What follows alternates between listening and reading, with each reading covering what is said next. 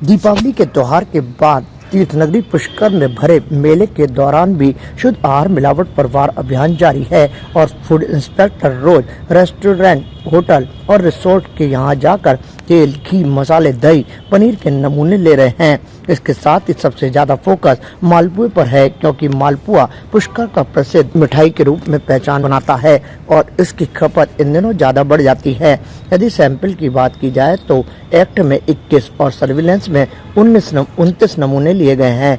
Act में वो नमूने लिए जाते हैं जिन्हें प्रथम दृष्टया मिलावटी के तौर पर देखा जाता है, यानी कि उसमें संदेह होता है कि कोई न कोई मिलावट है, और एक्ट में इसके बाद जब कार्रवाई होती है तो फिर चालान का भी प्रावधान है और जुर्माना भी लगता है।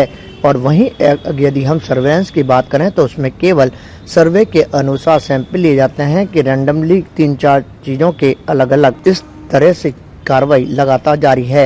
इस बारे में फूड इंस्पेक्टर दीपक सिंधी ने जानकारी दी। शुद्ध आहार मिलावट पर वार अभियान के अंतर्गत अभी जो अजमेर जिले में पुष्कर मेला चल रहा है, उस पर हमारी खाद्य सुरक्षा टीम ने पुष्कर मेले में विभिन्न प्रकार की दुकानें जैसे ढाबा, रेस्टोरेंट्स, मिठाई की दुकानें और कुछ रिसोर्ट्स, इनमें भी हमने इंस्पेक्शन किए हैं और जांच हेतु नमूने लिए हैं। उनकी रिपोर्ट आने पर खाद्य सुरक्षा और मानक अधिनियम के अनुसार कार्रवाई की जाएगी। लगभग हमने 50 सैंपल लिए हैं, जिनमें कुछ एक्ट के हैं, 21 के आसपास एक्ट के हैं और बाकी हमने सर्विलेंस में सैंपल्स लिए हैं।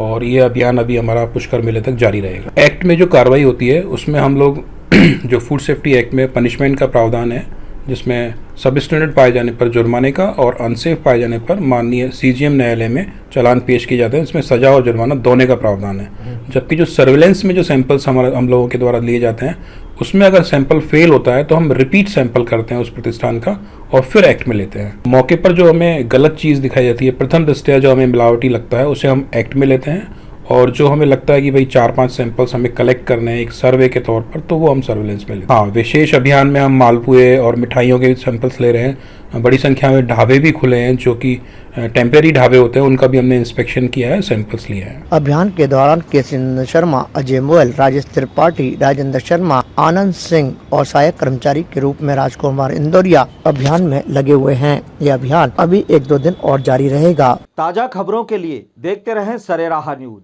अपना फोन उठाएं और सब्सक्राइब करना ना भूलें।